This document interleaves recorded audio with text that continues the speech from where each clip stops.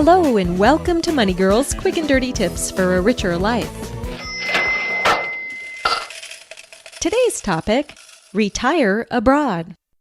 Have you ever fantasized about retiring to a white sand, palm tree-strewn tropical paradise? Or maybe life in a picturesque hillside village in Italy is more your style. Whether you're close to retiring or just dreaming about it far off in the future, it's worth considering where you want to live when you retire. Do you want to stay put? Do you want to move to be near friends or family? Do you want to move to a place with a better climate or somewhere with a lower cost of living? When you think about your choices for where to live when you retire, there's no need to limit your options to the country you're currently in. In fact, there are a lot of reasons to consider retiring abroad. In the U.S., more and more people are heading to other countries when they retire. They're drawn by adventure, pleasant climates, and lower costs of living that help them make the most of their nest eggs. Even with a weakening U.S. dollar, it's possible to live the good life on a modest budget in some countries. Retiring abroad in well-chosen locations can put luxuries like having a maid and a cook within reach. It can also allow you to retire years earlier than what might be possible if you were to stay put. Some countries provide incentives, like resident visas, tax breaks, and discounts on services to encourage expat retirees to live there. You can find out more about the rules for and benefits of retiring in a particular country by visiting the website for that country's consulate. When you consider whether retiring abroad might be for you, think about whether you'd enjoy living in a place with a different culture. If being near friends and family members is important to you, retiring abroad probably isn't for you.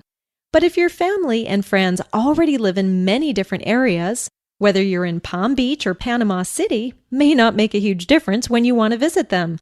Either way, you still need to hop on a plane. If the idea of retiring abroad intrigues you, but you think you'd miss your familiar way of life, one option is to live abroad part-time.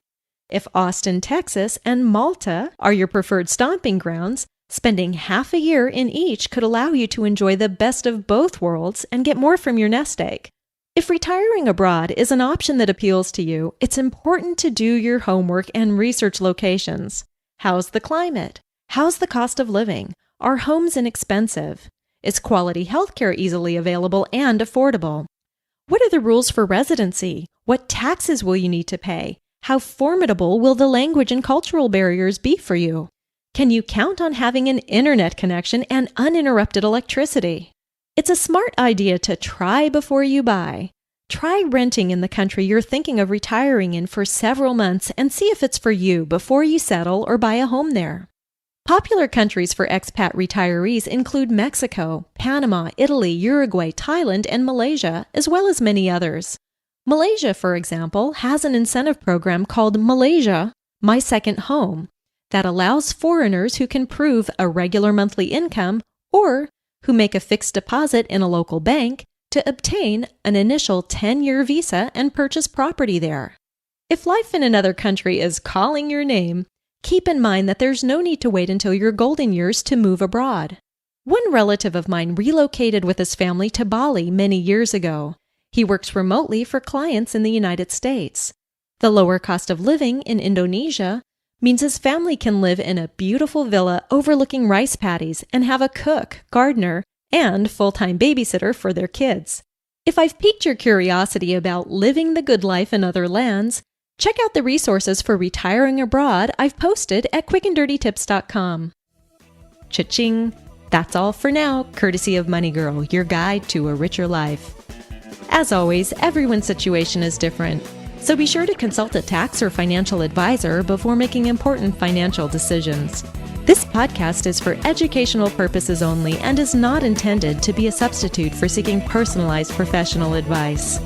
Oh, and I'd really appreciate it if you took a moment to post a review at iTunes. Send your questions or comments to money@qdnow.com or call them into my voicemail line, 8776-RICHARD.